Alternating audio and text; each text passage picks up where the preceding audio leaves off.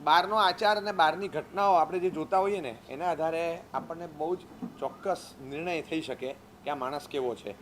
દાખલા તરીકે આપણે ખાલી બસ સ્ટોપ પર ઊભા હોઈએ અને બસ સ્ટોપ પર ઊભા આપણી નજર પડે કે આ બાજુ કોઈ ભાઈ છે, નીચે પડેલી થેલીમાંથી બાજુવાળાની થેલીમાંથી કંઈક કાઢી અને પોતાની થેલીમાં મૂક્યું.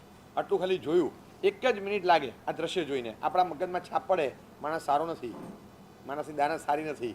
આવું આપણે ભલે પડીએ નહીં, માથાકૂટમાં પડવું નથી. કોકનું કામ, કોકનું જાય, કોકનું આવે, એમાં આપણે ક્યાં પડવું. માણસ પોતાનો મતલબથી જોવે એટલે પણ એમ મનમાં છાપ પડી જાય કે આ માણસ સારો નથી. બીજી બાજુ વરસાદના દિવસો છે અને કોઈ કાકા એમને પલળતા પલળતા જતા હોય અને એક યુવાન પોતાની છત્રીમાં હતો. એ કાકાને ઊભા રાખ્યા, કાકાને કીધું આવી જાઓ છત્રીમાં. કાકાને સાથે છત્રીમાં લઈ લીધા અને ક્યાં જવું છે તો કે સામે, તો કે હું તમને રોડ ક્રોસ કરાવી દઉં. એ ભીના થતા કાકાને પોતાની છત્રીમાં છેક સામે ખાલી મૂકીને પાછો આવ્યો ને પછી પોતાના કામે ગયો. આપણે એ ખાલી આ ઘટના જોઈ, આપણે તરત અભિપ્રાય બાંધશું કે માણસ બાકી ખરેખર આ છોકરો બહુ સારો છે. હવે ભવિષ્યમાં આપણને આ છોકરા માટે કોઈ પૂછે કે આ છોકરો કેવો, આપણને યાદ આવે કે આ છોકરાને મેં જોયો તો છત્રીમાં ક્રોસ કરાવવા ગયો તો આ છોકરો એમ છે સારો, એકંદરે બહુ સારો છે. તો કે મારે શું ઓફિસમાં રાખવાનો છે ને એટલે ખાલી ખ્યાલ રહે. તો કે આ મને એટલો ખ્યાલ છે કે છોકરો એકંદરે સારો છે. બસ આટલું આપણે તરત એના માટેનો અભિપ્રાય એક બાંધી દઈએ છીએ. એક અભિપ્રાય એના માટે એટલે બાંધીએ છીએ કે આપણે એક ઘટના જોઈ અને ઘટના જોયા પછી આપણને તરત એમ લાગે કે આ જે ઘટના જોઈ એમાં એનો ગુણ દેખાતો હતો એટલે આપણે એના આધારે અભિપ્રાય બાંધી દીધો.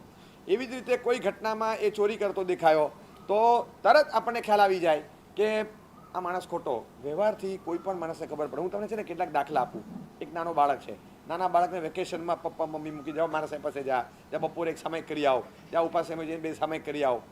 છોકરાઓને ગમે તેમ કરીને પણ સંસ્કાર આપવા મા બાપનું કર્તવ્ય હોય અને કેટલાક જાગ્રત હોય તો એ સંસ્કાર આપવા મોકલે. હવે એક નાનો બાળક છે, ઘરમાં એને સામાયિક લીવડાવ્યું. હવે એ છોકરાએ સામાયિક લીધું. સામાયિક લઈ અને પછી પોતાના કામે બધા લાગી ગયા હોય. આ તો સામાયિક લઈને, હવે સામાયિક લઈને શું કરવાનું એ પાછું આયોજન મમ્મીએ નથી કર્યું. સામાયિક લઈને પેલો જોયા કરે છે હું શું કરું. થોડી વાર એને મન થાય એટલે પછી દરવાજો ખુલ્લો થશે બાથરૂમનો, બાથરૂમમાં આખું ટબ ભરેલું છે પાણીથી. તો છોકરો પહોંચી ગયો ચરવડો લઈને, ત્યાં હાથમાં ચરવડો, ત્યાં પહોંચી ગયો. અને એ છોકરો નિર્દોષ ભાવે ટમ્લર હોય ને એ ટમ્લર લીધું અને ઉપર હતું, પાણીમાં પડેલું હતું. એ ટમ્લરને સેજ આમ કર્યું તો ટમ્લર તરતું હતું. પાછું આમ આમ આમ ટકોરો મારે ને ટમ્લર તરે, એને મજા પડી ગઈ. એટલે પછી એ થોડી વાર એ પાણીમાં, કાચા પાણીમાં, સામાયિકમાં આ છોકરો ટમ્લર તરાવ્યા કરે. આ છોકરા માટે આપણને શું લાગે? અને છોકરા કરતાં વિશેષ એના મા બાપ માટે કે આવાને આમે સામાયિક ન લેવડાવાય. આને છે ને કે આપણે એકદમ ગીતાર્થ થઈ જઈએ, આ મારું ચાલે ને, કારણ કે આને 3 નૌકાર કરીને બેસાડવાનો હોય અને આપણે કહ્યું નથી અપાય જ નહીં. તમે સામાયિક લેવડાવો હોય, હવે પાછી આલવણ આવશે, આલવણમાં પાછી બીજી 4 સામાયિક આવશે. એ 4 સામાયિકમાં જો આ જ કરશે એટલે એની પાછી આવા આલવણ આવશે. એટલે કે આવા છોકરાને સામાયિક જ ન લેવડાવાય. આપણા મગજમાં અભિપ્રાય બેસાઈ જ જાય, તરત બેસે. કારણ કે બાળક છે, બાળકની ઉંમર પ્રમાણે એ ચેષ્ટા કરશે. હવે એને ખ્યાલ નથી કે ભાઈ આ કાચા પાણીને સામાયિકમાં અડાય નહીં. અને મમ્મી હોત તો ન અડવા દેત, પણ મમ્મીનું ધ્યાન નહીં રહ્યું ને છોકરાએ આવું કર્યું તો આપણા નજરમાં આવે આપણે તરત અભિપ્રાય બાંધી દેવાવાળા કે આ આમ કરે છે. હવે છોકરો મોટો છે, એકદમ નાનો નથી, સમજણો છે. પણ સમજણો છોકરો છે, એ સમજણો છોકરો અચાનક જ એની કિશોર અવસ્થા, યુવાવસ્થાના આધારે કોકની સાથે એટેચમેન્ટમાં આવી ગયો, ક્લાસીસમાં ક્યાંક જાય છે. હવે સમજ્યા કર્યા વગર કોઈક છોકરી સાથે સારી મિત્રતા થઈ ગઈ. મિત્રતા તો નહીં, નજર પડીને ગમી ગયું કેરેક્ટર. ઇન્ટરકાસ્ટ છે, ઘરમાં કોઈ હા પાડવાનું નથી, કરીશ તો ઘરમાં ધમાલ થવાની છે, બધી જ ખબર છે. પણ હવે એને એવું ગમી ગયું. હવે એ છોકરી ક્લાસીસમાં જાય ત્યારે ક્લાસીસમાં આવીને ઊભો રહે. એ દેરાસર જાય તો તે એ ટાઈમે દેરાસર જાય. એ જ્યાં બહાર જાય એ ટાઈમે ત્યાં જાય. એના ટાઈમ પ્રમાણે આ બધા પોતાના ટાઈમ સેટ કરે. ખાલી નજરનું સુખ મળે, બીજું કાંઈ મળતું નથી. નજરનું સુખ બીજું પહેલી જોતી નથી, પણ આને આમ મન છે કે દિવસમાં બસ આમ સવારે મથેળવંદામી, બપોરે મથેળવંદામી, સાંજે ત્રિકાળવંદા કરી જ દેવાનું. બસ આટલું એને મનમાં થયા કરે છે. બિચારો ગાંડાની જેમ ફર્યા કરે, આંટા ફેરા માર્યા કરે. એ જ્યાંથી નીકળે તો બારીમાં ઊભો રહે કે હમણાં નીકળશે. આવું બધું ગાંડપણને ઘેલાપણું છે. હવે આ કરે છે. ઘરમાં ખબર પડે તો ઘરના વડીલો શું કહે એને? એ કે તારામાં કંઈ અક્કલ છે? કે જો ઉંમરના આધારે છે ને આવું થતું હોય, બધાને થાય, દરેકની અવસ્થા આવે, પણ કાંઈક તો તારામાં દિમાગ રાખ. હવે ઓલો છોકરો જીદ કરે છે અને પપ્પા મમ્મી એને સમજાવે છે કે આપણા કાસ્ટની નથી, સ્ટેટસ ફાઇનાન્શિયલી જુઓ ને તો આ છોકરી ભણવા અહીંયા આવે છે, રહે છે રાણીપ પાસે, છેક બીકેબીન રાણીપ ચાંદખેડા ત્યાં ક્યાંક રહે છે, સાવ એકદમ નોકરિયાત માણસની દીકરી છે. અને અહીંયા આવા મોટા 5-7 કરોડના ફ્લેટમાં રહેનારો માણસ એના દીકરાને આવી રીતે બહુ ન અપાવે. પાછી કાસ્ટ પણ જુદી છે, કોઈ રીતે ક્યાંય મેળ પડે એવો નથી. એટલે પપ્પા મમ્મીએ ઘણું સમજાવ્યું.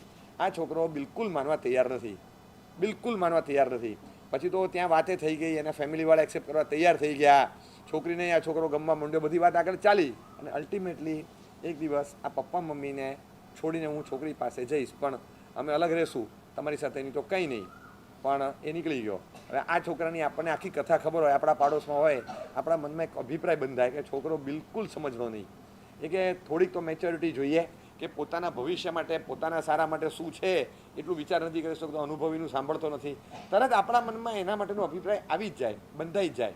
હવે બીજો છોકરો છે કે જે આમ સીધો સાધો, બહુ સરળ, પણ એને શારીરિક કેટલીક એની મર્યાદા છે. હવે પર્યુષણના દિવસો આવે ને, આઠમ ચોદસ તો ભૂલી જાઓ, ચોમાસી ચોદસ ભૂલી જાઓ, પર્યુષણના દિવસો આવે તો પણ સંઘમાં બધા આરાધના કરતા હોય, એ તપસ્યા ના કરી શકે, એનાથી તપ નથી થતો. એને પ્રોબ્લેમ શુગરનો નાનપણથી બાય બર્થ છે. હવે એને એવી તકલીફ છે કે આટલો પણ ભૂખ્યો નથી રહેવાતું સહેજે. હવે અહીંયા તો જાત જાતનું ભાઈ, આ તો સંઘ છે, સંઘમાં ઘડીકમાં હોળીની જાહેરાત થાય ને ઘડીકમાં વર્ષી તપની જાહેરાત થાય, પણ ભાવ જાગી જાય તો ફડા કરતા લોકો નામ લખાવે. આને બચારાને થાય, મનમાં ખૂબ થાય, ધર્મી આત્મા, અને મન ખૂબ થઈ જાય કે કરી દઉં, પણ પછી એમ થાય કે ના ના, આપણું કામ નથી, કે આપણું કામ નહીં. આમ ઉલ્લાસ જાગે ને ત્યારે આપણે કરી દઈએ, પણ પછી અંદરથી એમ થયા કરે. હવે આ છોકરાને પર્યુષણમાં બધા મંડી પડ્યા ઘરના. આ વખતે છે ને એક ઉપવાસ કર, એક એકાદશું કર, કંઈક તો કર, એક ઉપવાસ કર, પહેલો છેલ્લો ઉપવાસ કર, વચ્ચે એક ઉપવાસ કર, અઠ્ઠમ ન થાય તો છૂટા 3 કરીને અઠ્ઠમનો તપ વાળી લે પર્યુષણનો, હિંમત રાખ. બધા બહુ કહે છે, ઘરના બધા કહે કે તને એટલો વિચાર ના આવે કે ઘરમાં બધા રોજ ચોવિયાર કરનારા, આ પપ્પા જો 50 દિવસ એકાશ ના કરે સંવત્સરી સુધી, બધું બધા કરે, તને જોઈને મન નથી થતું. આના સંયોગો છે, એને ભાવ નથી એવું નહીં, એના શારીરિક સંયોગ એવા છે. એની કરતી મોટી ઉંમરવાળા બધા સારી રીતે તપ કરે, પણ હવે આમાં શુગરને ઉંમરને શું લેવા દેવા છે? એટલે એને તો આવી ગઈ છે તો આવી ગઈ ભાઈ, બાય બર્થ છે, આ પ્રોબ્લેમ છે, જે પણ હતું તે. પણ હવે એને નથી થતો. સંવત્સરીના દિવસે પણ માન્યો નહીં, છૂટું મોઢું રાખ્યું. અને છૂટું, આપણે એની સ્ટોરી ખબર નથી, આપણને એટલી જ ખબર છે કે આ છોકરાએ સંવત્સરીના દિવસે આપણે બધા બેઠા હતા, પાણહાર, પાણહારનું પચકાણ લીધું. એ ચોવિયાર તિવિયાર, અને બધા ચોવિયાર તિવિયારનું પચકાણ લે. આ ભાઈએ ચોવિયાર કે તિવિયારનું પચકાણ લીધું. આપણે ખાલી એટલું જોયું કે પાનારમાં હાથ નહોતા જોડ્યા અને ચોવિયાર તિવિયારમાં હાથ જોડ્યા હતા. સંવત્સરીનો દિવસ 3:30 વાગ્યા છે. આજે ચોવિયાર કે તિવિયાર કરે. આપણા મનમાં એકદમ આદિ ધાર્મિક જીવ આવું ધર્મશાસન પામીને આ સંવત્સરી નથી કરતા કાંઈ. એ અટ્ટોકટ્ટો છોકરો છે, એનું શરીર જોઈને ખબર ના પડે શુગર, અને ઉંમર જોઈને એમ લાગે કે આ સંવત્સરી ન કરે. આપણા મનમાં એના માટે શું અભિપ્રાય? આપણે તો બહારનો આચાર, દરેક ચીજ બહારની જોનારી. આ તમને 4 દાખલા આપ્યા, બરાબર છે?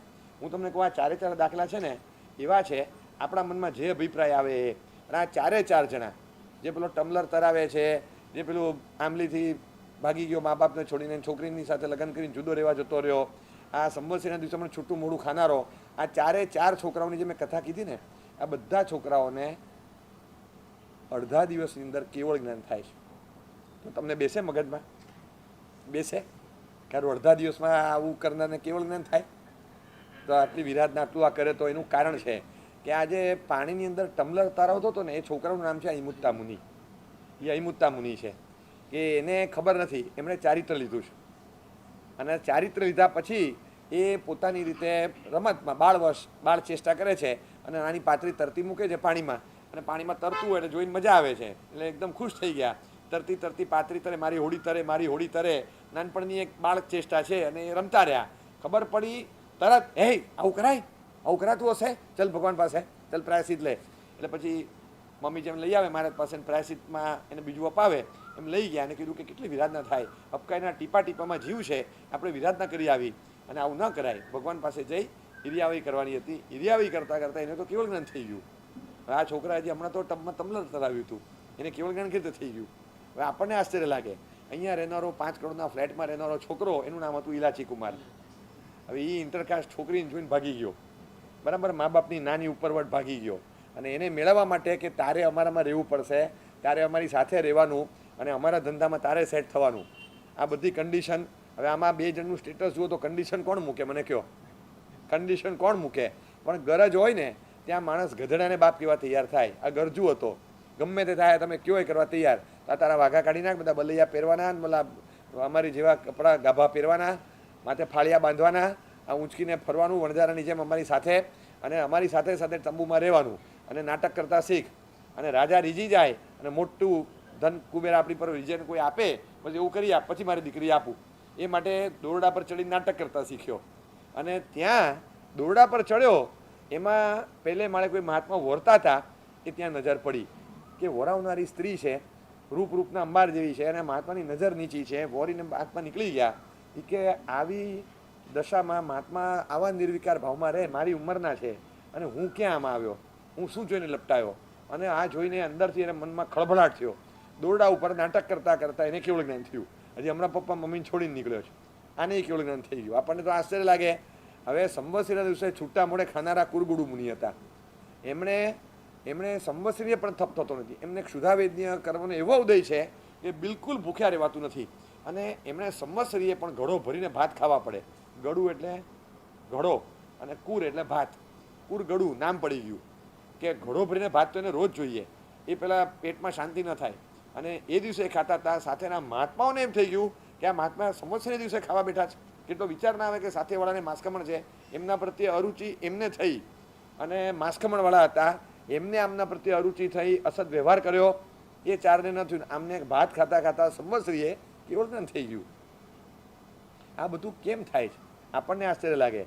હવે એક છોકરો હતો, એ લગ્ન કરવા બેઠો છે, લગ્ન કરવા, અને લગ્નની ચોરીમાં ગુણસાગર હતો, એને કેવળ જ્ઞાન થયું. લગ્નની ચોરી હસ્તમેળાપની ક્રિયા ચાલે, અને લગ્નના મંડપમાં ચોરીમાં હસ્તમેળાપની ચાલુ ક્રિયા વખતે ડ્યુરિંગ ધ પ્રોસેસ કેવળ જ્ઞાન.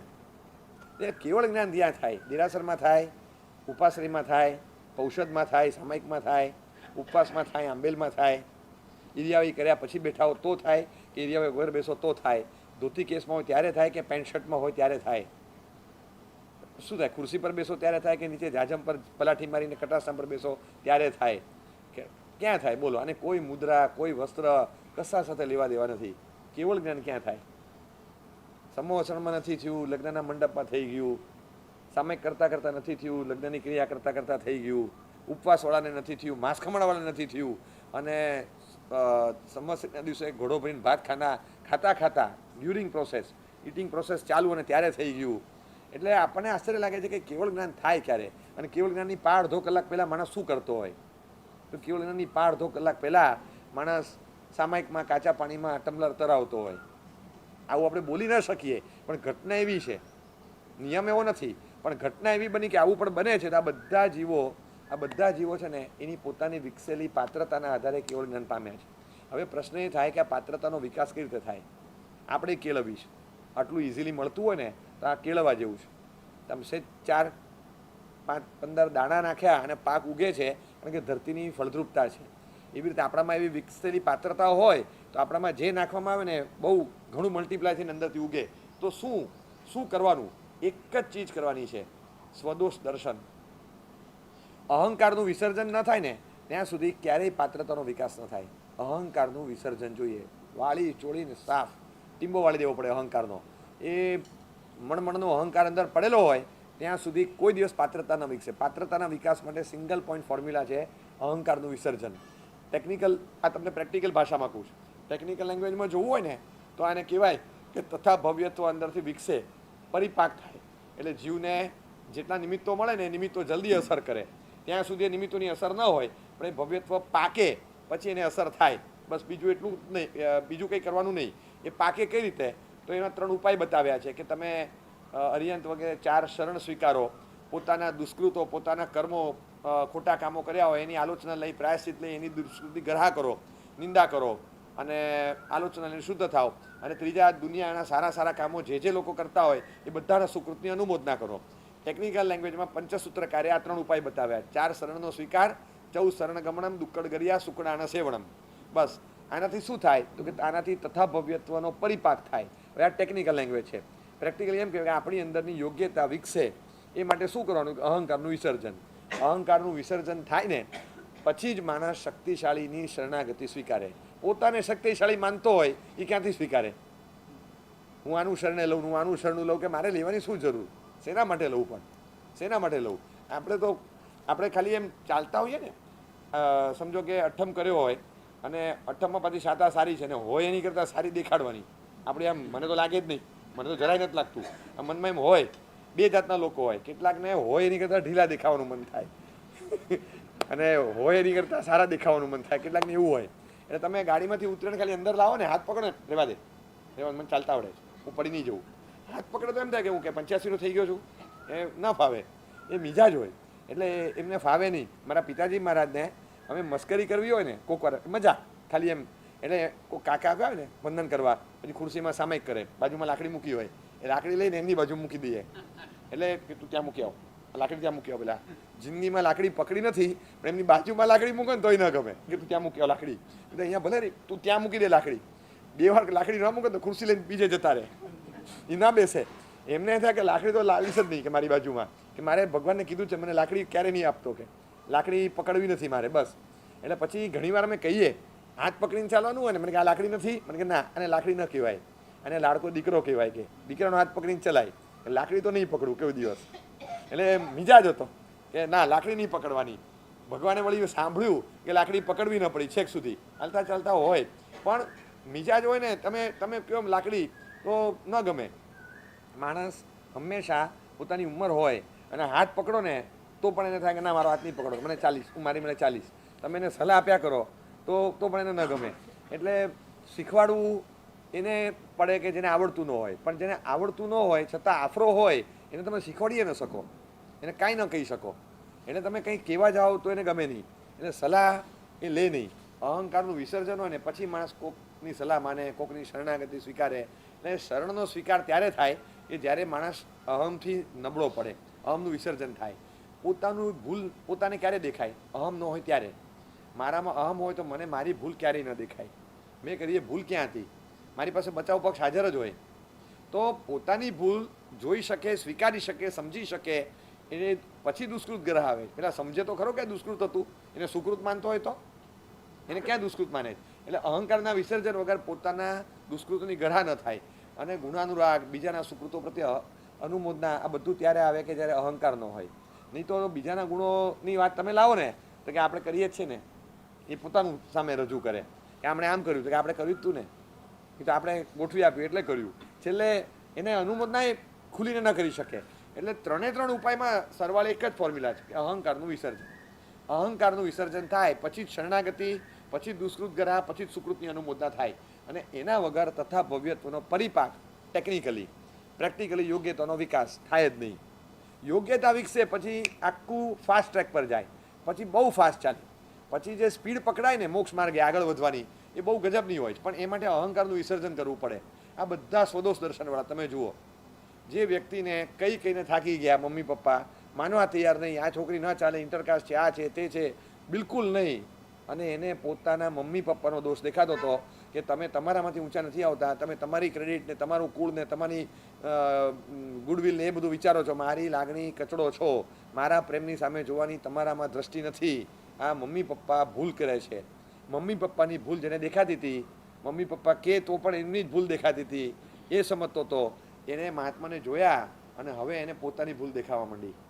પોતાની ભૂલ દેખાય કે આ ભૂલ મારી હતી, ધિક્કાર છે મને, આ મહાત્માની શું સરળતા છે. મમ્મી પપ્પા ખોટા હતા માટે નહીં, હું અતિશય આસક્ત હતો ખોટી જગ્યાએ, માટે આ બબાલ થઈ છે મારી જિંદગીમાં. અને ત્યાં કેવળ જ્ઞાન નાટક કરતાં કરતાં એને થયું, આખું રિવર્સમાં ફરી ગયું બધું ચકરડું. એટલે સ્વદોષ દર્શન પ્રવૃત્તિ સાથે કાંઈ લેવા દેવા નહોતા. પ્રવૃત્તિ તો છોકરી મેળવવા માટે ઉપર ચડ્યા ત્યારે એને પૂછો કે તારે છોકરી મેળવવી જ કે કેવળ જ્ઞાન, તો એને કેવળ જ્ઞાન નથી જોતું. છોકરી મેળવવાના આશય સાથે દોરડા પર ચડ્યો. દોરડા પર ચડ્યો ત્યારે પણ પરફોર્મન્સ આપવાનો પ્રયોજન જુદું હતું અને પ્રયોજન બીજું સિદ્ધ થયું. એ પ્રયોજન માટે ચડ્યો જ નથી આ છોકરો, કંઈક બીજા જ પ્રયોજનથી ચડ્યો જે કેવળ જ્ઞાનનું બાધક કહેવાય. પણ છતાં અંદરથી સ્વદોષ દર્શન પ્રત્યું ને, બસ એટલી વિકસેલી પાત્રતા તરત અને કેવળ જ્ઞાન થઈ ગયું. આટલું ઇઝી છે કેવળ જ્ઞાન. એ મહાત્મા સંવત્સરી દિવસે ભોજન લેતા લેતા માત્ર તપસ્વીને જોઈને અનુમોદના કરે કે ભલે મારા પ્રત્યે અસદ વ્યવહાર કરે પણ તપસ્વી તપસ્વી છે, ધન્ય છે તપસ્વીઓને, કેવો તપ સાધના કરીને આવ્યા હશે, તપસ્વીની સેવા કરી હશે, ખૂબ કર્યું હશે, સરસ ભગવાનની આજ્ઞા પાળી હશે, સરસ તંદુરસ્ત શરીર મળ્યું છે અને મને આ નબળાઈવાળું શરીર મળ્યું કે મારાથી ભૂખ્યા રહેવાતું નથી, તપસ્વીની ખૂબ અનુમોદના કરું છું. અને અનુમોદના કરી એના કારણે એને તપનો અંતરાય હોવા છતાં, સંવત્સરીય ખાવા છતાં એને કેવળ જ્ઞાન થયું. લગ્નની ચોરીમાં હસ્તમિલાપની ક્રિયા છે એ વખતે વિચારે છે કે સાધુપણું કેવું ઉત્તમ છે, અને સાધુપણાના વિચારો, ત્યાગીઓના ત્યાગના પરાક્રમો એને યાદ કરતાં કરતાં હસ્તમિલાપની ક્રિયા કરે છે. મન ત્યાં છે, શરીર અહીંયા છે, અને હસ્તમેળાપમાં હાથમાં કન્યાનો હાથ છે, પણ ખરેખર એનો મેળાપ ક્યાંક બીજે છે. મનનો મેળાપ તો બીજે ચાલી રહ્યો છે. અને એ વખતે ચોરીમાં બેઠા બેઠા ગુણસાગરને કેવળ જ્ઞાન થયું છે. હવે અહીંયા પેલું પાણીમાં પાતળું તરાવતા તરાવી દીધું, પણ ખબર પડીને જે અંદરથી આમ રડે છે, મહાત્માનો જીવ બળે છે કે મેં આવી વિરાધના કરી, બાળ સહજ ચેષ્ટામાં મેં આવું કરી દીધું. અને દગ મટ્ટી મકડા સંતાણા સંકમણા શબ્દ બોલતા બોલતા અંદરથી આમ ભરાઈ ગયા અને આંખ ભીની થઈ ગઈ. આ ઈર્યાવી આપણે બોલીએ જ, પણ આપણું મન છે ને ક્યારેય દ્રવતું નથી, ભીનું નથી થતું. આ ઈર્યાવી કરતાં કરતાં પોતાની ભૂલ દેખાય કે મેં આ ભૂલ કરી. બધે જુઓ કે સ્વદોષ દર્શન, પોતાની ભૂલ જોનારા હતા. ઈમુત્તા હોય, કુરગુડું હોય, ઇલાચી હોય, બધાએ પોતાની ભૂલ જોઈ છે. અને ગુણસાક બધા જોયા કે આ આપણી ભૂલ, આપણી નબળાઈ, કે આપણે અહીંયા બેઠા છીએ આજે, આપણે આ કર્યું, આપણી ભૂલ હતી. જેવું સ્વદોષ દર્શન થયું અને તરત કેવળ જ્ઞાનનો દરવાજો ખુલ્યો. પ્રવૃત્તિ ગમે એટલી કરી હોય ધર્મની, પણ સ્વદોષ દર્શનનો દરવાજો ન ખુલે ત્યાં સુધી યોગ્યતા વિકસતી જ નથી. વિકસેલી યોગ્યતા હોય એનું સ્વદોષ દર્શન જોરદાર હોય. એને પોતાની ઉણપ, પોતાની ભૂલ, એટલે નેગેટિવ સાયકોલોજી નથી. આ અવેકન સાયકોલોજી કહેવાય, જાગ્રત સાયકોલોજી છે. એકલી પોતાની ભૂલ જોઈને બધે ડિપ્રેસ થવું એ એવો અર્થ નથી, પણ પોતાની ભૂલનું સંશોધન સતત ચાલુ હોય. એનાથી એ ડિપ્રેસ નથી થતો, એ જાગ્રત રહે છે અને સુધારો કર્યા કરે છે. અને હંમેશા પ્રૂફ ચેકિંગ ચાલતું હોય ને તો ત્યાં ભૂલ ક્યાં છે એ જોવાનું હોય. જે ભૂલ નથી ત્યાં નજર ન, જે પ્રૂફ ચેકિંગનો જેને મહાવરો હોય એ છે ને એની નજર ત્યાં જ પડે. તમે 4 વાર જોઈને આપો તો એ બીજી 2 ભૂલ કાઢશે, કારણ કે એની નજર જ ત્યાં પડે. જો આ રસ્તો છે દીર્ઘ કરો, જો અહીંયા મીંડું રહી ગયું છે, જો અહીંયા ઉપર મીંડું રહી ગયું છે, જો આવું કરવાનો રહી ગયો છે. આ તરત એની નજરમાં 4 વસ્તુ પકડાશે એક જ પાનામાં. આપણે જોઈને આપ્યું હોય તો આપણી નજરમાં ના આવે, અને આપણને ખબર નથી. ફોલ્ટ ફાઇન્ડિંગ એક કળા છે. એટલે એ લોકો છે ને ઝડપથી જોવાનું હોય તો આડી લીટી ન વાંચે, આમ ઊભું જ જુએ, જો આ રહ્યું, અને એની નજર ત્યાં ચોંટી જ જાય. એ આમ ઊભું જ જુએ, અને ખરેખર એની નજરમાં એ જ આવે કે જે પકડવાનું હોય. 95-98% ફિલ્ટર કરી નાખે. 100 પાનાની પ્રૂફ જોતા એમને 1 કલાક ન થાય. આપણે 4 કલાક સુધી બેસીએ તોય ન પતે.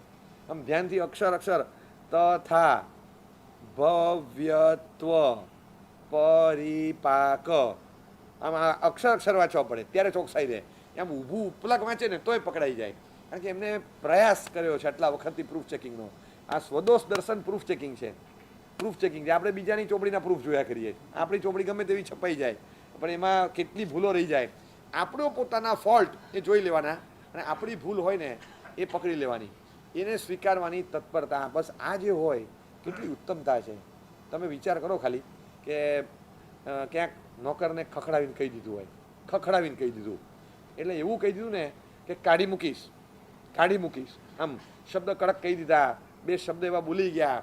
અને ઘરના વડીલ કહે છે કે ભાઈ તું કરોડપતિનો દીકરો છે, હમણાં હાથમાં તને વહીવટ આવ્યો છે, હવે અમે નિવૃત્ત થયા, એટલે બધી વાત સાચી છે. આમ ચાવી ફેરવે ને કરોડ રૂપિયાની ગાડી ચાલુ થાય, આમ ચાવી ફેરવે ને તારી 5 કરોડની ઓફિસ ખુલે, એટલે આ બધું બરાબર છે, પણ આ શબ્દ બરાબર નથી. આજે બોલ્યો એ બોલ્યો, બાકી બીજી વાર છે ને નોકરની માફી મગાવડાવીશ. જો પપ્પા આવું કહે ને તો આપણે ગમે નહીં. એ કે બીજું બધું સ્ટેટમેન્ટ પપ્પાનું બરાબર, આ છેલ્લું બરાબર નહોતું. નોકરની માફી મગાવડાવીશ એટલે એ વધારે પડતું છે. એ પપ્પાએ એવું નહોતું બોલવાનું, તારે આવું ન બોલાય, આપણે શ્રીમંતાઈ હોય પણ ઉદ્ધતાઈ ન શોભે. એ બધી વાતમાં હું સમજ છું કે મારે ન બોલવું જોઈએ. એ પપ્પાની વાત સલાહ બધું સાચું, પણ પપ્પા જે છેલ્લું વાક્ય બોલ્યા ને કે હવે જો બોલ્યો ને તો નોકરની માફી મગાવડાવીશ, આ ખોટું છે. આ વધારે પડતું બોલ્યા, આપણે થાય ને મનમાં થાય. હવે યાદ ગૌતમ સ્વામીને આનંદ શ્રાવકના ઘરે મોકલ્યા માફી માગવા, કે જાઓ તમારી ભૂલ હતી. આનંદ શ્રાવકને તમે જે સ્ટેટમેન્ટ આપી ને એ સાચો હતો, અને તમે એને ખોટો કીધો, એ સાચો હતો, જાઓ. આટલું અવધિ જ્ઞાન થતા હશે શ્રાવકને, થાય જ નહીં. હવે એ ભૂલ તારી હતી, એની નહોતી, જા. બધાની વચ્ચે કહે છે કે જા. અને આનંદ સ્વામી માફી માંગ્યા પછી એના ઘરે જઈને. અને ગૌતમ સ્વામી કોણ? 50,000 કેવળી એના શિષ્યો છે, પોતે મનઃપરવૈજ્ઞાની છે, અને ભગવાનના પ્રથમ ગણધર છે, અનંત લબ્ધિ નિધાન છે. હવે એમને કહે છે કે તું એ આનંદ શ્રાવકના પગથિયે જઈને માફી માગી આવો. કે જી સાહેબ, અને ગયા. આ અહંકારનું વિસર્જન તમે જુઓ. જે પોતાની ભૂલ તો થાય જ નહીં, જિંદગી થતી હશે, સર્વજ્ઞ માની નીકળ્યા હતા પોતાની જાતને એ જ છે, પણ જેવું સ્વદોષ દર્શન આવી ગયું, અહંકારનો ચૂરો થયો ને એ વખત પોતાની ભૂલ દેખાય નહીં. હાજી સાહેબ જઈ આવું. એટલીસ્ટ એટલું કહી શકતા હતા કે ભગવાન તમે મને કયો એનો વાંધો નહીં, પણ એટલીસ્ટ મને બધે સાઈડમાં તો બોલાવો. આ દેવચંદાની વ્યવસ્થા રાખી છે, મને દેવચંદામાં લઈ જાઓ. ગૌતમ જરા અહીંયા આવ ને. પછી અંદર જઈને કહ્યું આ મારા 50 હજારની વચ્ચે ઇજ્જત કાઢી મારી. અંદર અંદર ગોસિપિંગ ચાલશે કે આપણા ગુરુમાં જે ભૂલ કરી, આપણા ગુરુમાં જે બાફ્યું એ માફી માંગવા મોકલ્યા. અંદર અંદર એ લોકો ગોસિપિંગ કરશે. હવે મારા ચેલાઓની વચ્ચે મારી આબરૂ શું રહી? તમે કયો એનો વાંધો નહીં, પણ તમે બહાર મારું સ્ટેટસ જુઓ. તમારા કરતાં 3.5 ગણા મારે છે, અને મારા છેલ્લામાં છેલ્લાને કેવળ જ્ઞાન થઈ ગયું છે, અને આપનો સૌથી પહેલો જ એને કેવળ જ્ઞાન નથી થયું હજી. હવે પછી મને બધાની વચ્ચે નાખ્યો. તમે કયો, પણ આ રીતે ન કહેવાય. અને પાછો થોડો વ્યવહાર સુધીનો પાઠ સમજાવું ભગવાનને કે ભગવાન તમે કહેતા હો તો જઈ આવું, પણ જો આ છે ને આનાથી આખી ખોટી પરંપરા ઊભી થશે કે શ્રાવકો સાધુને માફી મગાવતા થશે. પછી આ કરવા જેવું નથી. તમે કહેતા હો તો હું તો જઈ આવું, મને કાંઈ ફરક નથી પડતો. હું એ ભગવાનને થોડોક શીખવાડું કે ભગવાન આ કરવા જેવું નથી, આની ખોટી પરંપરા ચાલે. જો આપણે ઇન્દ્રભૂતિ હોઈએ તો આવું બધું કરીએ ભાઈ, ચોખ્ખી વાત છે. આપણે કોઈ કહે એમ કંઈ શ્રાવકની માફી મગાતી હશે, કરતા શું આપણે આવું? પણ કંઈ નહીં, અહમનું વિસર્જન કોને કહેવાય? આ ખરી લબ્ધિ હતી, ખરેખર લબ્ધિ હતી. આમ એટલો બધો ભાવ આવે ને આપણે આ એક પ્રસંગ પર, એમ લાગે કે ગૌતમ સ્વામીજી મહારાજ અમે તો ખાલી તમને એટલા બહારના સ્વરૂપથી ઓળખીએ કે સૂર્યના કિરણ પકડીને રસ્તા પર ચડી ગયા હતા એ ગૌતમ. આપણે એટલી જ ખબર છે ને, બધા જોતા રહી ગયા બધા 3 પગથિયા પર તાપસો, અને પુષ્ટ પુષ્ટ શરીર સાથે 1500 તાપસ જોતા રહ્યા, અને સોલાર એનર્જી વાપરનારા સૌથી પહેલા હતા. આજે સોલાર પાવર આવ્યો, પણ સીધું શટલ ઉપર અને સડસડાટ ઉપર ચડીને અષ્ટાપદની જાત્રા કરી આવ્યા. એવા ગૌતમ સ્વામીને ઓળખીને આપણને એ આકર્ષણ થાય કે આવી લબ્ધિ મળે ને તો દર અમાસ પૂનમ પાલિતાના શંખેશ્વર શિખરજી બધે જઈ આવું. પણ આવું સોલાર પાવર આવે અને હું ઉપર ચડી શકતો હોઉં તો. પણ આપણે તો ખાલી એટલું જ શીખવાનું કે આ લબ્ધિ નથી જોતી. આ લબ્ધિ નથી જોતી કે આપણે આમ ક્યાંક જવું હોય ને તો સગવડ જોઈએ. લિફ્ટ એટલે શું છે? આ જ છે સૂર્ય કિરણ છે અત્યારનું.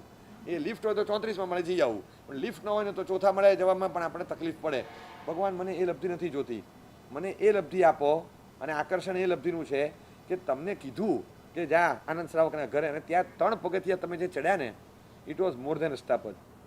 આ અષ્ટાપદ કરતાં અષ્ટાપદનો બાપ છે. આ તમે ચડો હાંફી જવાય.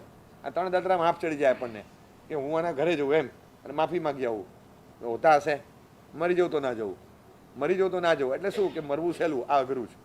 અહંકારની સામે પડવું બહુ બહુ અઘરું છે, બહુ અઘરું છે. આ મૂકવું ને માથું બહુ ભારે કામ છે. અને મૂકી દીધું, આ સાહેબ જઈ આવું, અને જઈ આવ્યા. આ એમની યોગ્યતા, આ પાત્રતા હોય.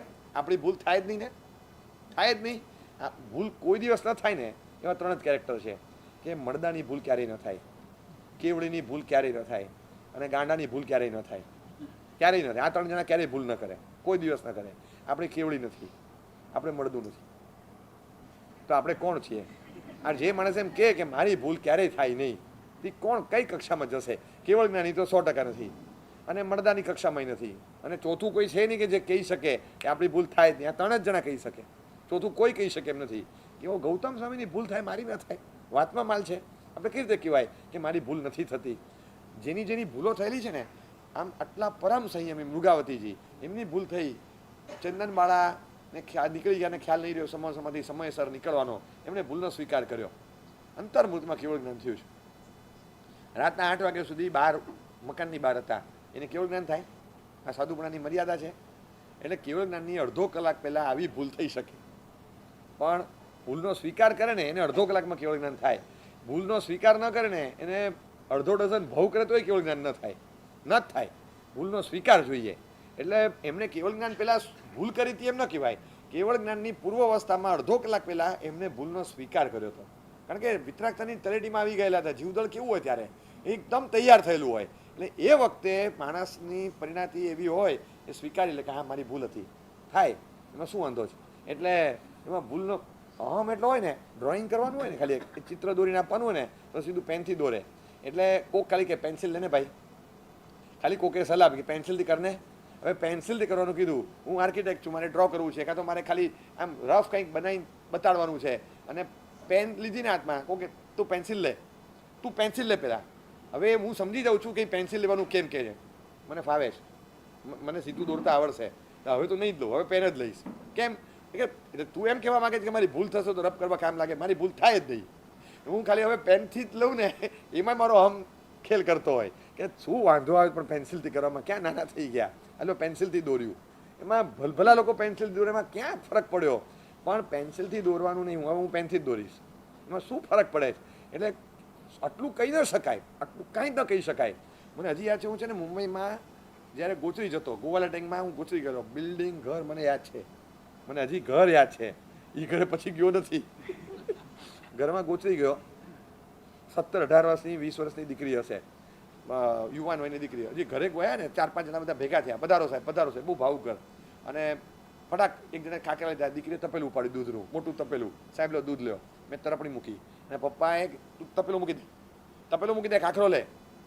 હવે પપ્પાએ એને ટોકીને કીધું, તું જરા રફલી કીધું, નીચે મૂકી દે, નીચે મૂકી દે, તને કહું છું દૂધ નીચે મૂકી દે, ઢોળાશે, તને નહીં ફાવે, તું ખાખરો લે. આમ જોયા જ કરે, તપેલી હાથમાં પકડીને આમ જોયા જ કરે પપ્પાની સામે. એ જે સ્ટેરિંગ હતું ને, તમને લાગે કે આ AK-47 છે બે આંખમાં, આમ ગોળી વાગે, ગોળી.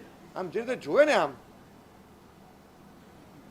આમ જે 10 સેકન્ડનો જે પોઝ લીધો ને, હું એક અક્ષર બોલ્યા વગર તરપણી મૂકી દીધી. મેં કીધું હવે આ મેડમ દૂધ હોરાવી દે ને આપણે નીકળો બહાર.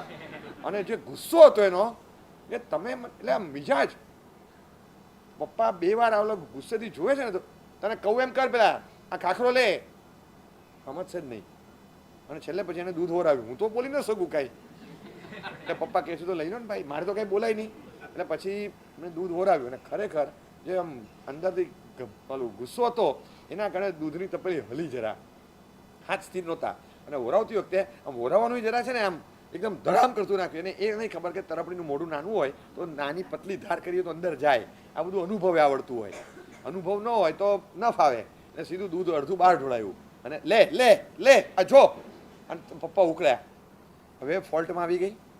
અને પછી તરપણી મારી સાઈડમાં હતી, દૂધ બધું બહાર ઢોળાયું, અડધું ઓરાવ્યું, ન ઓરાવ્યું, અને સીધી તપેલી ફડાક કરતી મૂકી, ફાટ કરતી પછાડીની સર નીચે, અને જઈ અને ખાટ કરતી બહાર સીધી, ઓરાવ્યા વગર, ખાખરોય ન લીધો પછી બહાર. અને જતાં પહેલાં મમ્મીને કહી ગઈ, teach your husband how to speak. Teach your husband, મારા બાપને નહીં, તારા વરને શીખવાડ કઈ રીતે બોલવું. Teach your husband how to speak. હું તો રહી ગયો, બાપરે આ સ્ટેટમેન્ટ તમે જુઓ. મિજાજ, મિજાજ. આટલી ભૂલ ના સ્વીકારી શકું, આટલી ભૂલ કે મારાથી ઓરાવાતા ઢોળાઈ ગયું, એમાં કઈ મોટી દુર્ઘટના હતી, આટલી નાની ભૂલ છે મારી, આ ના સ્વીકારી શકું એમ. અને બધાની વચમાં ચોક્કસ મને બધાની વચમાં કીધું, કહેવાની પદ્ધતિ, કહેવાનો ટોન નહોતો સારો, પણ આ એક જ કારણ હતું, મારામાં અહંભાર વગરનો ભર્યો છે. આ કોઈ કારણ નહીં, આ કોઈ કારણ નહીં. કોણ જવાબદારી લે? આ દીકરીને વળાવવાની છે ને ભવિષ્યમાં, આ દીકરીને વળાવવાની નહીં હોય.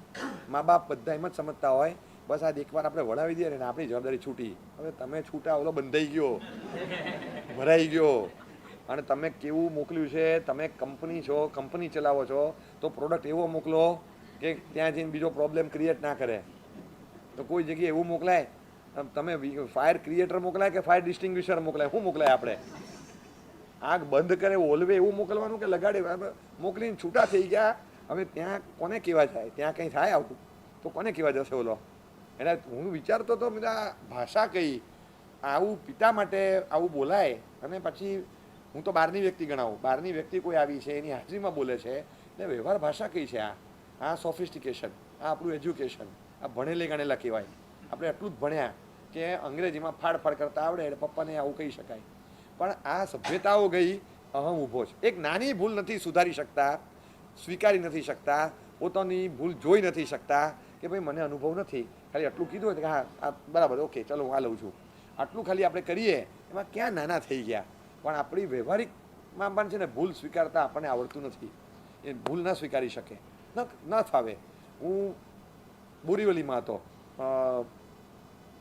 શરૂઆતના વર્ષો હતા દીક્ષાના, અને ચાતુર્માસ દરમિયાન અતિચારનો આદેશ દર વખતે જે ભાઈ બોલે એને આદેશ આપેલો હતો. હવે એને આદેશ બોલો, હવે એ વખતે મને પણ ખબર નહીં, એક નાના છોકરાએ માગ્યો હતો પણ મને ખ્યાલ નહીં રહ્યો. હવે નાના છોકરાને અમે પહેલાં આપીએ, પણ નાના છોકરાએ માગ્યો એનો ખ્યાલ નહોતો, નાને આદેશ અપાઈ ગયો હતો. હવે પેલા ભાઈ અતિચાર વર્ષોથી બોલે, આખા સંઘમાં બધાને ખબર કે આને અતિચાર આવડે છે, અને લગભગ 24માંથી 21-22 એના જ અતિચાર હોય. હવે એ ભાઈ અતિચારનો આદેશ માગીને બોલ્યા. નાનો છોકરો હાવ 12-13 વર્ષનો, પણ બહુ સ્માર્ટ. આમ જે એની ઝડપ હતી તો પછી ખબર પડી કે તમને જોતા રહી જાઓ એવો અતિચાર એને આવડે. પેલા ભાઈ કંદપે કુકુઈએ જેમ ગાથા બોલતા ને વંદિતાની, એમ અતિચાર બોલતા હતા. સચિતે પડી બધે, સચિત વસ્તુ હેઠ ઉપર છતાં શ્વાસ લેવા, થૂંક કરવા ક્યાંક ઊભા રહે ને તો ઓલો છોકરો ભૂલ કાઢે. છોકરાને જજમેન્ટ કદાચ નહીં આવ્યું, ભૂલ નહોતી પડી કદાચ, પણ એને એમ લાગ્યું કે કાકા અટકી ગયા એટલે તરત ભૂલ કાઢી. ઇંગલ કમે વણકમે એટલે તરત ઓલો ભૂલ કાઢે ને એટલે 2 વાર કાઢી ને 3જી વારમાં તું બોલ તને આવડે છે ને, તું બોલ. તને કઈ ભૂલ કાઢવાનો આદેશ આપ્યો છે? આમ એવા અકળાઈ ગયા ચાલુ અતિચારમાં, હું કરવા નથી દેતો. એટલે એને હવે એમાં થઈ શું ગયું મને કહો. એ ખાલી એમ કે મારી ભૂલ છે નહીં નીકળે એમ.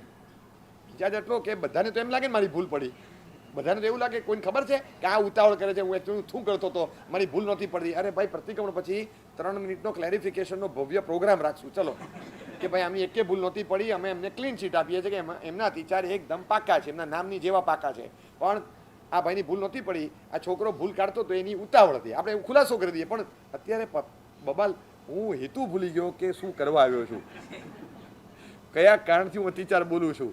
અતિચાર બોલવાથી કર્મ હળવા થાય કે બંધાય નવા, મને કહો તો. આપણે હેતુ ભૂલી જઈએ છીએ. અહમનું વિસર્જન કેટલું જરૂરી છે. ડગલે ને પગલે કેવળ જ્ઞાન તો બહુ દૂરની વાત થઈ, પણ વ્યવહારિક જગતમાં સંબંધોની શાંતિ શું બધું એકે ચીજમાં કંઈ ચાલે નહીં, કશું જ નહીં.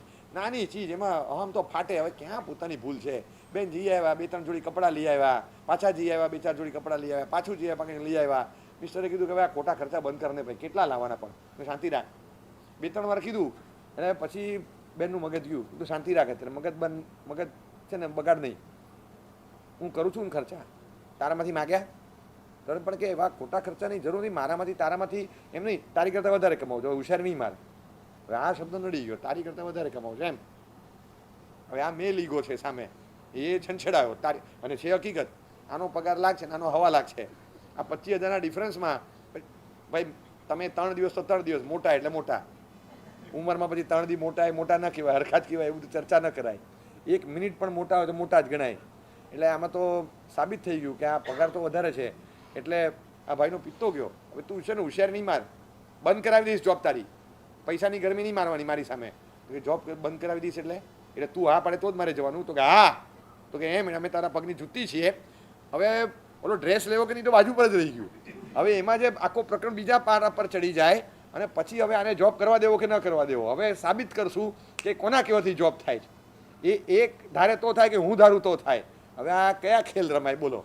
હવે આમાં થઈ શું ગયો? આમાં મુદ્દો એટલો નાનો હતો કે ખાલી એટલું જ કહેવાનું હતું કે ભાઈ તમારી કમાણી બરાબર છે, પણ તારી કમાણી વધારે હોય તો એ ખોટા ખર્ચા કરવાની જરૂર નથી. હવે એ ટોન આખો ફરી ગયો, અહમ આવી ગયો, પૈસાની ગરમી આવી, એજ્યુકેશનની ગરમી હોય, પૈસાની ગરમી હોય, કાંઈ સાંભળવાનું નહીં, કશું જ નહીં. આપણે છે ને આગળ વધ્યા કહેવાય, હકીકતમાં આગળ નથી વધતા, પાછા પડીએ છીએ. આપણે પાછા પડીએ છીએ. જેમ જેમ કમાતા જઈએ ને અહમ વધતો જાય, એજ્યુકેશન વધતું જાય, એમ નમ્રતા વધવાને બદલે અહંકાર વધતો જાય તો આપણે પાછા પડીએ છીએ. આપણે આગળ વધ્યા ન કહેવાઈએ. આપણે વ્યવહારિક ભાષાઓ ચૂકાઈ જાય. થોડા આધ્યાત્મિક પરિભાષા સમજ્યા, પણ ગૌતમ સ્વામીજી મહારાજને બધાની વચ્ચે કહી શકે.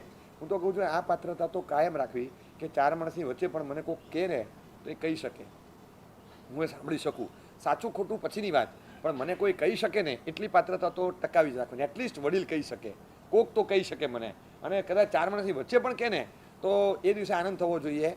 ભૂલ થઈ એનો આનંદ નહીં, પણ હજી સુધી તો પાત્રતા ટકી છે. જો હજી કહી શકે મને કોક, હજી સુધી તો પાત્રતા ટકી છે, બસ આટલું. મને હજી યાદ છે મારી દીક્ષા પછી છે ને એક વડીલ મહાત્માનો અન્ય સમુદાયના પણ પરિચિત હતા. આચાર્યનો કાગળ આવેલો મારી પર, અને બહુ જ સરસ કાગળ આવ્યો હતો કે ગુરુ મહારાજ તમને કંઈ ન કહે ને અઠવાડિયામાં તો તરત જવાનું કે સાહેબ આ અઠવાડિયામાં તમે મને કાંઈ કીધું નથી, આમ નહીં કર, આમ કેમ કર્યું, એકે ભૂલ બતાવી નથી. એટલે કે ગુરુ મહારાજ કહેતા બંધ થાય તો સમજી લેવાનું કે 2 જ કારણ હોય. કાં તો તું કેવળ જ્ઞાની થઈ ગયો હોય તો તારી ભૂલ હોય જ નહીં, અને કાં તો તારા ગુરુ ઊંઘી ગયા, તારી ઉપેક્ષા થાય છે, એની નજરમાં જ નથી આવતું. એટલે ગુરુ મહારાજને જાગતા રાખવાના. અને પછી નીચે લખેલું ગુરુ અને ગુરખા જાગતા સારા, ગુરુ અને ગુરખા જાગતા સારા. ગુરખો ઊંઘી જાય તો બંગલો સાફ થઈ જાય આપણો, એ જાગતો રહેવો જોઈએ. એ ગુરુ જાગતા રહેવા જોઈએ. એ અઠવાડિયામાં ભૂલ ન બતાવે ને તો જઈને તરત કહેવાનું સાહેબ હું કેવળ જ્ઞાની નથી થયો, અને આપ જાગ્રત રહેજો સાહેબ. મારી ભૂલ થાય તો કહેજો સાહેબ, નહીં તો સુધારશે કોણ? આપણને પોતાને અંદરથી થાય. આ એટલી સરસ એક લીટીની શિક્ષા હતી, આજે આટલા વર્ષે યાદ આવે કે એ શબ્દ આજે પણ જરૂરી હોય છે. આપણને કોઈ કહેનાર હોય, કોઈ પૂછનાર હોય, કોઈ ભૂલ બતાવનાર હોય તો જ સુધારો થાય. ભૂલ સ્વીકારવાની જ નહીં. અહંકારી ભૂલ સ્વીકારી ન શકે એટલે પાત્રતા વિકસે નહીં. એ પાત્રતા તો ત્યારે વિકસે કે જ્યારે આ કેવી ચીજ છે ખબર છે? તમારે પેટનું ઓપરેશન કરાવવું તો કે શુગર કેટલી છે? એટલે પણ મારે પેટમાં આ ગમે તે હોય, તમારે ઢીચણનું ઓપરેશન કરાવું શુગર કેમ છે? તમારે મોતિયો ઉતરાવો જ શુગર કેમ છે? આ તમને ગમે તે ઓપરેટ કરો, કંઈ પણ કરવું હોય તો પહેલાં શુગર જોઈએ. આ ડાયાબિટીસ એના જેવું છે. આ ડાયાબિટીસ જેવો છે રોગ કે અહંકાર છે ને એ એક પણ સર્જરી ન થવા દે. એક પણ સર્જરી. તમારી સર્જરી પહેલાં આને નોર્મલ તો કરવું જ પડે ને. એટલે એવી રીતે તમને કઈ સલાહ આપે, જ્ઞાનની, તપની, તમને કઈ સલાહ આપે પણ મને ખબર છે, મને ખબર છે. એટલે મજા ક્યાં કરવું તમને જોવું છે? ખાલી એકવાર પ્રયોગ કરી જુઓ. પ્રયોગ કરી જુઓ. બેન રસોઈ કરતા હોય ને ત્યારે હસબન્ડને બાજુમાં ઊભા રહેવાનું. ગેસ ધીમો કર, ઢાંકણું ઢાંકી દે, આમ કર. નોન સ્ટોપ તમે છે ને, તમે બહાર જાઓ ને ભાઈ તો અકળાઈ જાય.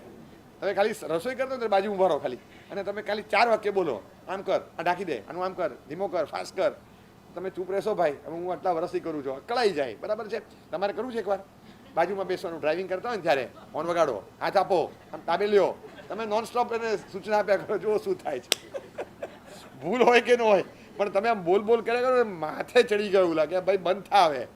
આપણે અહમ નડી જાય બધો કે ભલે બોલતા એમાં શું ફરક પડે? જે વસ્તુ મને આવડતી હોય એ જ વસ્તુ આગળ કોઈ મને ગાઈડ કરે ને તો મને એકદમ ખરાબ લાગે છે. કેમ? એમાં ખોટું ક્યાં કીધું છે? ખોટું ક્યાં કીધું? હવે સમજો મને અષ્ટપ્રકારની પૂજા આખી આવડે છે, બરાબર? ક્યાંક તીર્થયાત્રા ગયા, યાત્રામાં 30 જણા ભેગા છીએ, પાટો લે, સાથીઓ કર, પહેલાં ઢગલી નીચે કરવાની, પછી 3, પછી ઉપર. હા, પહેલાં સાથીઓ કર, પછી શીલા લે, હા હવે આ કર, અહીંયા નૈવેદ્ય મૂક, પછી ફળ મૂકવાનું. અરે પણ મને આવડે છે બધું, દુહો બોલ. અરે પણ મને બધું આવડે છે, પણ મને કરવા દો ને. આ નોન સ્ટોપ ગાઈડ કર્યા કરે ને તો મારું મગજ જાય. પછી હું એ કહી દઉં કે teach your husband how to behave. હું એ કહી દઉં કે ચૂપ રહેતા શીખવાડા નહીં. મને ખબર છે તને આવડે છે, એમ મને ખબર છે તને આવડે છે, એમ દેખાડો કરવાની જરૂર નથી.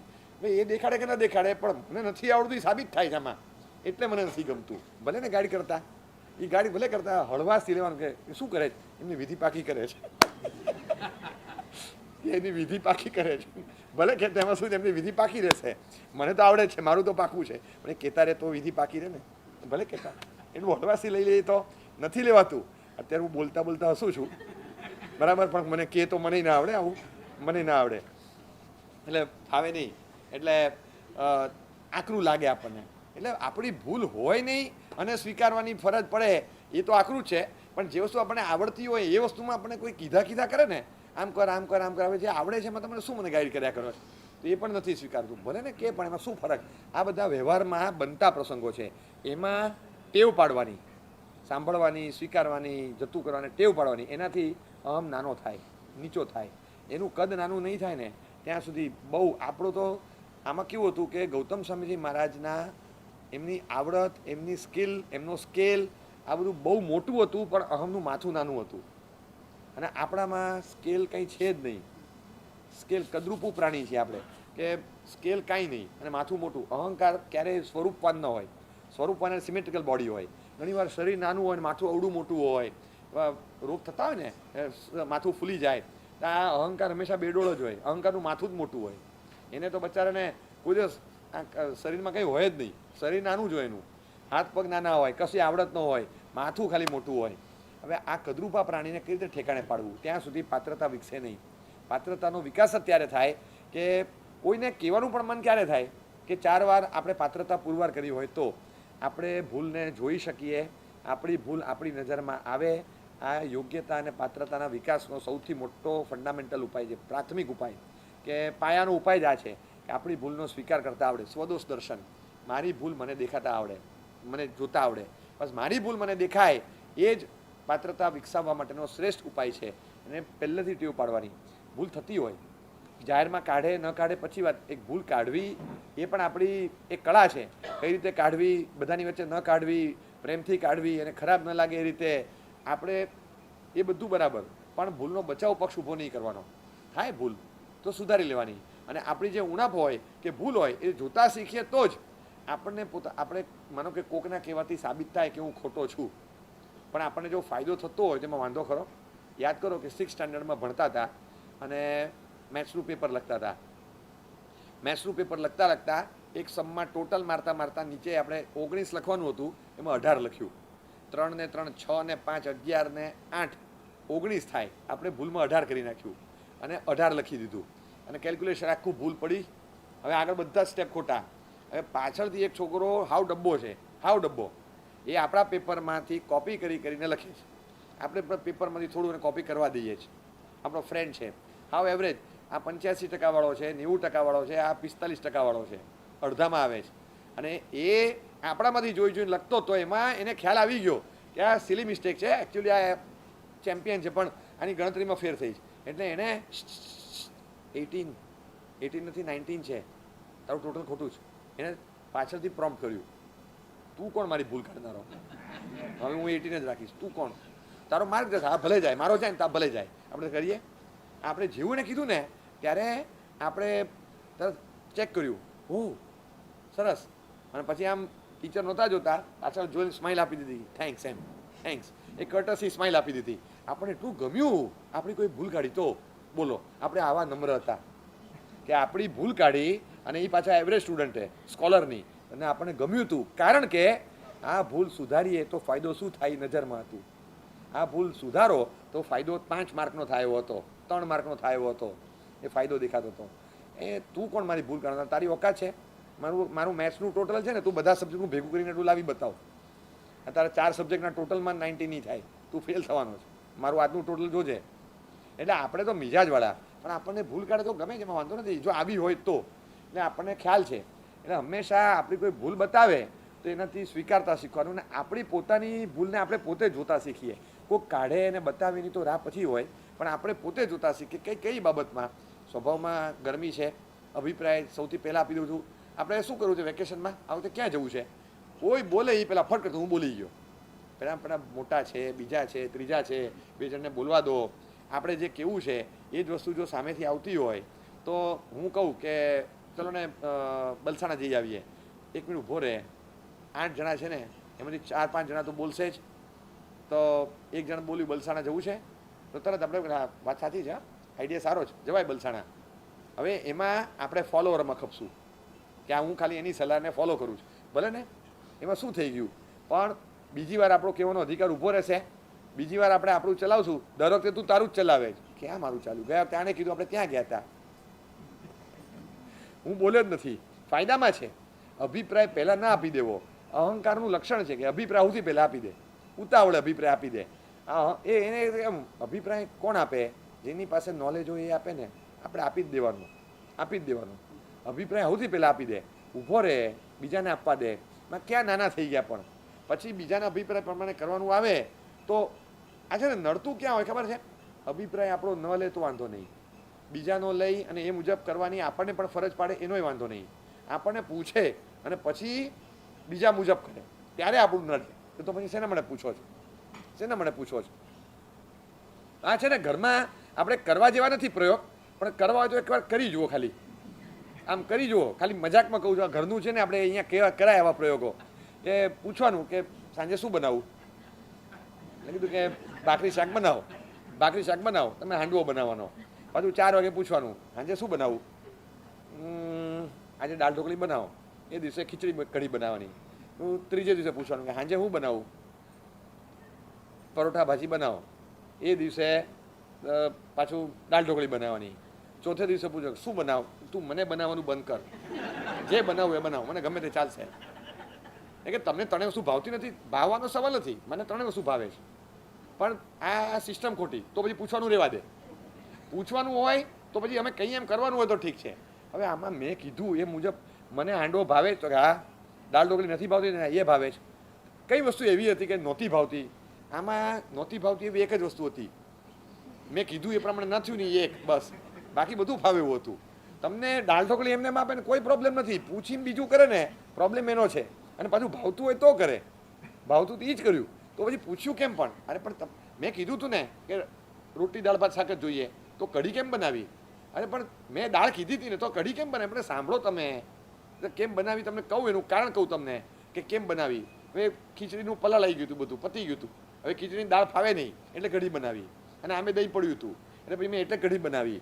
હવે આજે મેં ખીચડી કઢી બધું ત્યારે પણ બપોરના ભાત વધેલા હતા એટલે મેં વઘારી નાખ્યા. હવે એની સાથે કંઈ બીજી જરૂર નહોતી દાળની, એટલે દાળ કઢી કે કશું નથી બનાવ્યું. હવે કારણ એમને ખબર હોય, પણ આપણે કીધું ને પછી ન થાય ને એ ન ચાલે. એટલે પછી મગજમાં ત્રીજી વારમાં આપણે કંઈ પૂછે ને, તમે જે કરવું એ કરો ને, જે કરવું એ કરો. આ માણસ નમ્ર નથી, ભારેખમ અહંકારી છે.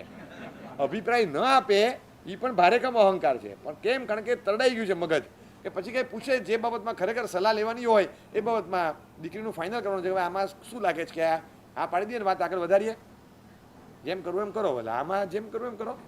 આમાં અલિપ્ત થઈ ગયો એકદમ, દાળ ભાતમાં પોતાનું ચલાવે અને દીકરીમાં કે તારે જે કરવું એ કર. કારણ કે પેલો અહંકાર ઘવાઈ ગયો છે.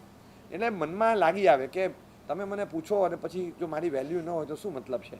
એટલે આપણે અભિપ્રાય આપ્યો એનો મતલબ એ નથી થતો કે એ અભિપ્રાય મુજબ જ થાય. આપણે આપણી ભૂલ જોતા શીખવાની, બધે અહંકારથી ન ચલાવવાનું હોય. જેટલા આગળ વધીએ, જેટલા મોટા થઈએ, શ્રીમંત થઈએ, ભણી ગણીને શિક્ષિત થઈએ, જેટલા સફળ થઈએ, એટલા અહંકારના વધવાના ચાન્સીસ પૂરા. મારી પાસે જ્ઞાન ન હોય ને તો અહંકાર એટલું ન વધે, પણ જ્ઞાન હોય અને અહંકાર વધે તો જ્ઞાન તારક નહીં બને, એ મારક બનશે. વજન વધારશે મારું. જ્ઞાન પ્રકાશ વધારે, જ્ઞાન વજન ન વધારે. એટલે 9 પદના નામ બોલો ને, હરિહંસ, સિદ્ધ, આચાર્ય, ઉપાધ્યાય, સાધુ, દર્શન, જ્ઞાન. 7મે જ્ઞાન આવે, 7મે. બરાબર. હવે પહેલે પ્રાણાતિપાત, મૂષાવાદ, અદત્તદાન, મૈથુન, પરિગ્રહ, ક્રોધ, માન. 7મે માન આવે. તમે જુઓ 7મે જ્ઞાન ને 7મે માન પેરેલલ ચાલતા હોય છે. એટલે એક વધે ને એટલે બીજાના વધવાના પૂરા ચાન્સીસ રહે. આપણે તો એ જોવાનું છે કે આ વધે અને આ ન વધે, બસ એ જોવાનું છે કે આ વધતું જાય ને આ ન વધે. આરોગ્યનું લક્ષણ આ છે, મીઠાઈ ખાઓ અને શુગર ન વધે. તો એ થયું શું? એ થાળે પડી ગઈ બધી. એ શુગર તો અંદર જતી જ હતી, પણ થાળે પડવાની બંધ થઈ એને ડાયાબિટીસ કહે છે ને. પેલા થાળે પડી જતી હતી. બસ જ્ઞાન તો આવવાનું જ, ભણવાનું બંધ થોડું કરાય.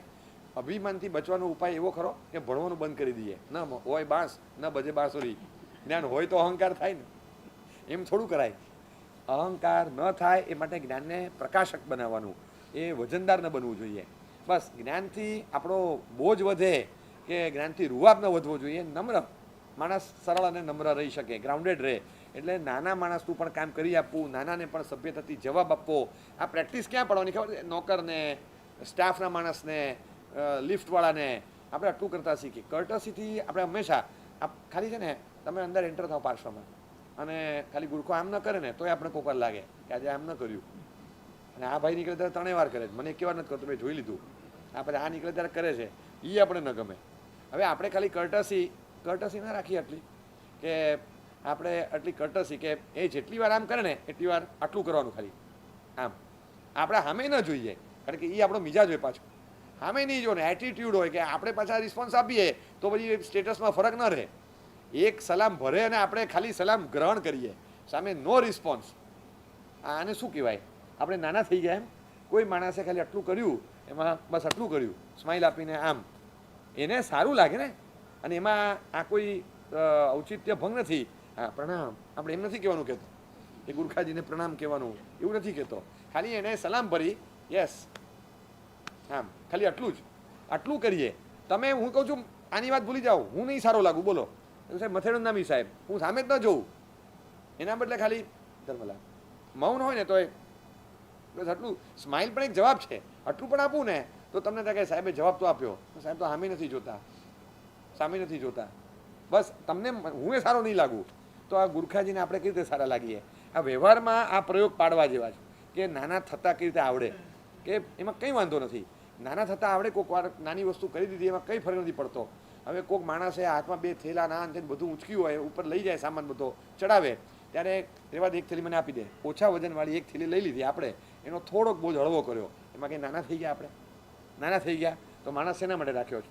માણસ એટલા માટે રાખ્યો છે કે આવા સંસ્કાર આપણને પડે, એટલે માણસ રાખ્યો છે. આપણે એક સંસ્કાર પડે. નાના થતાં બહુ મોટી ઉંમર સુધી શીખતા જ રહેવું પડે આપણે. એટલે સેજે ઉંમર વધે એનો ચાલે, અહમ વધે ન ચાલે. આવડત વધે ચાલે, અહમ વધે ન ચાલે. જ્ઞાન વધે ચાલે, અહંકાર વધે ન ચાલે. પૈસા વધે તો ચાલે, અહંકાર વધે ન ચાલે. શક્તિ, બળ, સત્તા વધે તો ચાલે, પણ અહંકાર વધે તો ન ચાલે. એક ચીજમાં અહંકાર ન જોઈએ. નહીં તો પોસ્ટનો રૂઆ બધું આવી જાય. મને છે ને એક ભાઈએ કીધેલું, એમનો છોકરો ચાર્ટર્ડ એકાઉન્ટન્ટ થયો હમણાં થોડા વખત પહેલાં, અને અમસ્તા બેઠા હતા, બાસ્કેટને ખવા આવ્યો. પછી અમસ્તા વાત ચાલતી હતી, મેં એને પપ્પાને પૂછ્યું, પપ્પા હવે વાંધો નહીં ને? એટલે કે હા વાંધો નહીં. એટલે હું કંઈ સમજો નહીં. મેં પૂછ્યું શું થયું? અરે કે સાહેબ મેં છે ને એને 2 બાધા આપી હતી, સીએ ફાઇનલ ક્લિયર ન કરે ત્યાં સુધી ઇનશર્ટ નહીં કરવાનું અને બૂટ નહીં પહેરવાના. આ નવી વાત. હા, બધું કેમ? કે સાહેબ મેં એને બાધા આપી હતી, ઇનશર્ટ નહીં કરવાનું અને બૂટ નહીં પહેરવાના. કેમ? એ સાહેબી આવી જાય. એ કે પહેલાં એમને સીએ થવા દે, પછી ભલે રૂઆબ કરતો. એ કે જે શીખ્યો નથી કાંઈ વ્યવહારમાં નહીં. એટલે મને કે સાહેબ એ છે ને આ ખબર નહીં પણ એક્સપિરિયન્સ છે મારો કે એક ઇનશર્ટ કરું છું ને એટલે આખો એક સાહેબનો રૂઆબ અલગ હોય. હું ચપ્પલ પહેરીને ચાલું ત્યારે જુદું, જેવા પગમાં બૂટ આવે ને એટલે આખો એક સાહેબનો રૂઆબ આવી જાય આપણામાં. એ કે મને એવું ફીલ થાય છે, હું ખોટો પણ હોઉં. આ કેવું છે ખબર છે? આ આગમવાણી નથી, આ અનુભવવાણી છે. આ તમે કરો ત્યારે તમને લાગે. એનો અર્થ એ નથી કે બૂટ પહેરે બધે અહંકાર હોય કે ઇન્શર્ટ કરે બધે અહંકાર જ હોય, પણ કે તમે સરળ જે રહી શકો ને એ પેલો ડ્રેસકોડ તમને એમ લાગે.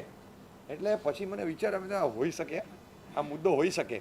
કારણ કે જનરલ જે ઓફિસર ટ્રેન્ડ તમે જુઓ તો ઓફિસર ટ્રેન્ડ બધા બૂટમાં જ હોય, કોઈ ચપ્પલમાં ન હોય. આ એક ઓફિસર ટ્રેન્ડ હોય, એક ફોર્મલ ડ્રેસ હોય, બીજું કશું ન હોય, એટલે ટ્રેન્ડ હોય. બાકી તો નાનપણથી આપણે જે ટેવ પડી એ જ હોય. કોઈક હાફ સ્લીવ પર તો હાફ સ્લીવ જ પહેરે, ફૂલ સ્લીવ હોય તો ફૂલ સ્લીવ જ પહેરે, કોઈક ટી શર્ટ પર તો ટી શર્ટ જ પહેરે, કોઈક જબ્બા લેંગામાં તો જબ્બા લેંગામાં જ હોય. તો એવું નથી. હવે જબ્બા લેંગામાં તો ઇનશર્ટ આવે જ નહીં કાંઈ કોઈ દિવસ.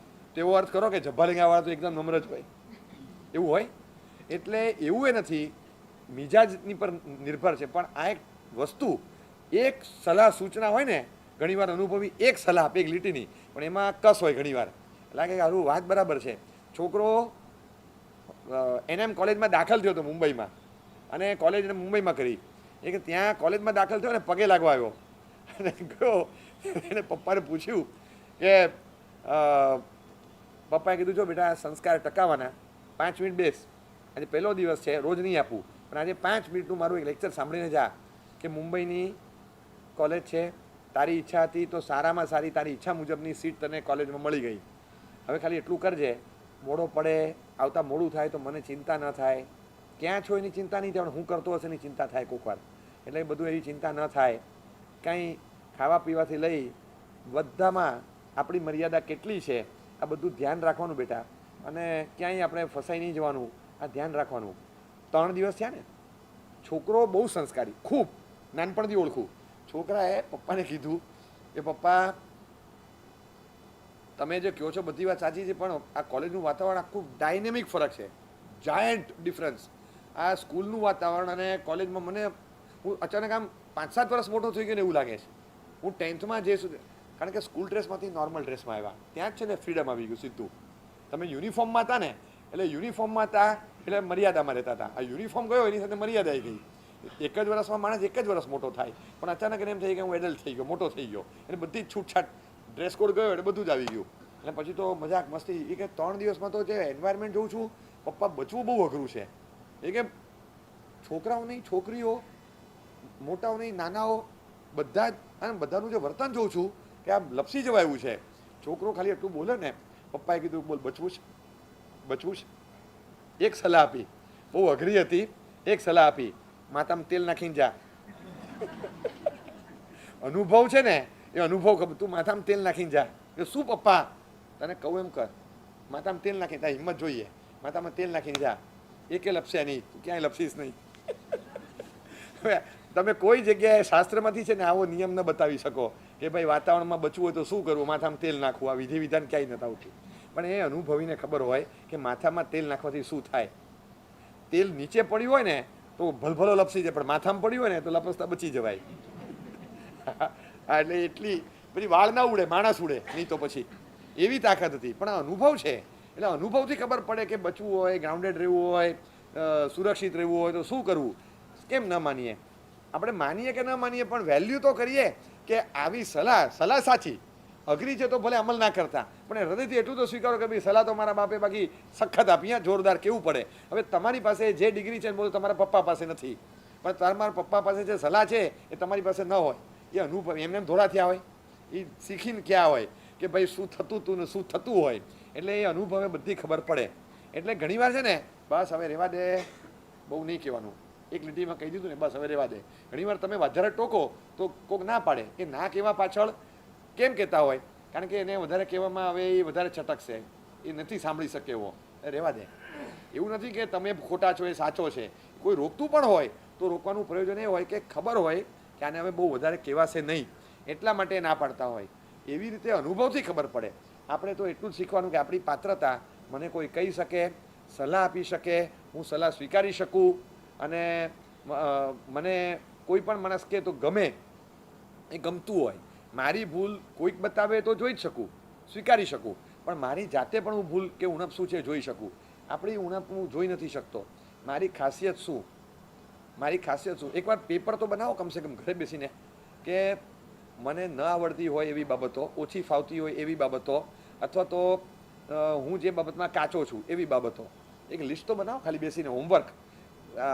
અને ખબર કહેવાય, આને શું કહેવાય ખબર છે? જાતનું પડી લેણ કહેવાય.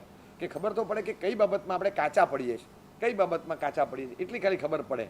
એટલે આપણે પૂજા કરતા નવા નવા શીખ્યા હોય ને તોય અહમ હોય, ખબર ન પડવી જોઈએ મને નથી આવડતું. અને આજે તું આગળ કરતો જા, આગળ કરતો જાય, એટલે હું પાછળ કરતો જાઉં, તું આગળ કરતો જાય. હવે બધાની વચ્ચે હવે અહીંયા કર, તું કરતો જા, બોલવાનું નહીં.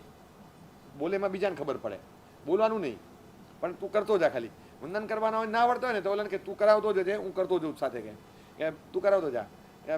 ઘણી વાર તો વંદન કરવા કોકના ઘરે પગલાં કર્યા હોય, મને ખબર ન પડે આટલા વર્ષોનો અનુભવ પછી, ઓલા વંદન કરાવવાના હોય ને એટલે હું કહું, વડીલ હોય એની સામે કહું વંદન કરાવો ને, એ તું કરાવ સાહેબ, છોકરાને બોલવા દો, એ તું બોલ, છોકરાને બોલવા દો નહીં, આવડતું નથી. પાછા કે છોકરાને બોલવા દો, છોકરાને એટલે બોલવા દે છે કે આવડતું નથી, બાકી એને બોલવા દે.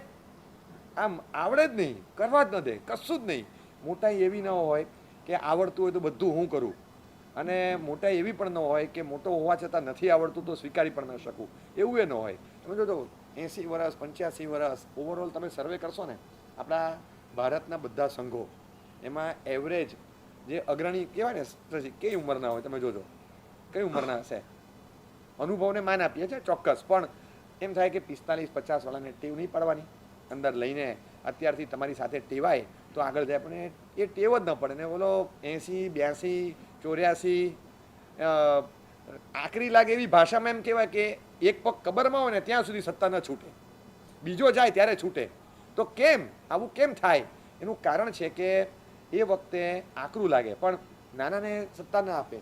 હું ઘણીવાર કહું કે દીકરો ઘોડો લઈ આવ્યો, પછી પપ્પાએ જોયું કે શું કરે છે, કે પપ્પા હોર્સ રાઇડિંગ કરવું છે ને એને શીખું છું. બહુ સરસ, વેરી ગુડ, આ ગમ્યું આપણને, કે વેકેશનમાં પણ કંઈક એક્ટિવિટી નવી રાખવાની, બહુ સરસ, ગમ્યું. આવડે તને ઘોડો ચલાવતા? ના ના શીખવાનું, જો તને બતાવું, લાવ છોડ, લગામ હાથમાં લીધી, જો તને છે ને એક રાઈડ મારીને બતાવું કે કઈ રીતે ઘોડે સવારી કરાય.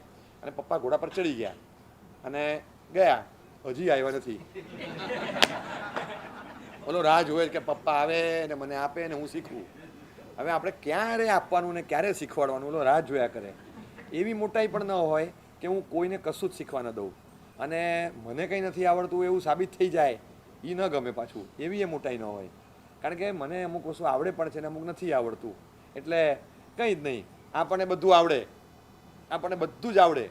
આ એક કોમન સ્ટેટમેન્ટ હોય ને, એ મિજાજથી હોય, એક્શનથી હોય, ઘણીવાર આપણા પ્રવૃત્તિના રિફ્લેક્શનમાંથી ખબર પડતી હોય. એ કર, તું રહેવા દે, હું કરું છું. એમ નથી કહેતા કે મને આવડે છે, હું કરું છું, તારે વચ્ચે આવવાની જરૂર નથી, હું કરું છું. એ કંઈક હેલ્પ કરતા હોય, આપણે કદાચ અમુક વસ્તુ નહીં ફાવે એમ સમજીને કરતા હોય તો પણ આ ખાલી મજા ક્યાં આવે ખબર છે? આપણે સાથીઓ કર્યો અને પછી નૈવેદ્ય મૂકવા જઈએ ને એ બાજુમાં ખાલી સાથીયામાં છે ને આમ કરીને ખાલી છે કે આમ ખાલી વળાંક આપે, આમ મૂછને જેમ વળ આપ્યો હોય ને એમ 4 છેડાને ખાલી બાજુવાળા વળાંક આપે, તોય ન ગમે કે મારો સાથીઓ બરાબર નહોતો.